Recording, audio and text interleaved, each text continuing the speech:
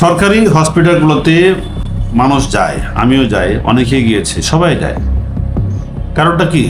ওখান থেকে চিকিৎসা দেওয়া যায়, আমি ওখানে চিকিৎসা নেওয়ার জন্য যাই, বিনা পয়সায় চিকিৎসা পাওয়া যায়। ডেফিনেটলি আমি যাব। আমি তো প্রাইভেট হসপিটালে যাওয়ার ক্ষমতা আমার নাই, আমার গভর্নমেন্ট হসপিটালে যেতে হবে।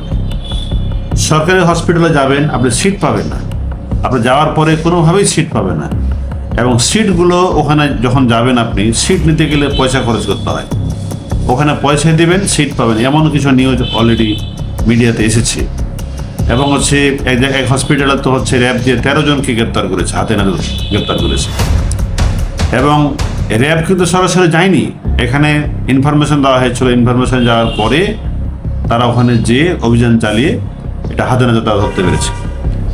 এবং এই যে এগুলো তো সিন্ডিকেট চলছে, এগুলো কিন্তু হসপিটাল কর্তৃপক্ষ জানে না, জানা নয়। হসপিটালের কর্মচারীরা এগুলো জড়িত, তারাই সিট বরাদ্দ দেয়, তারাই পয়সা উপার্জন করে। পুলিশ যখন তাদেরকে গ্রেপ্তার করে মামলা হয়, তখন ওখানকার যে পরিচালক থাকেন, পরিচালক তখন ঠিকই বলেন যে এগুলো যদি আমরা অভ্যন্তরীণ তদন্ত করবো, তদন্ত করার পরেই যদি বুঝতে পারি যে হচ্ছে এরা জড়িত, তাদের বিরুদ্ধে ব্যবস্থা নেবে। ঘোরার ডিমও নেবে না। এরা সবই জানে, পরিচালকও সব জানে, এভরিথিং জানে।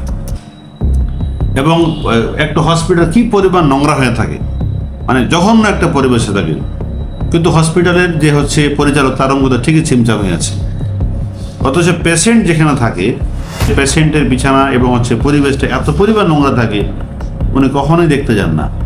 হসপিটালের পরিচয় কখনো এগুলো ভিজিটে যান না। উনি আসেন, দাপ্তরিক কাজ করেন, দাপ্তরিক কাজ করে চলে যান।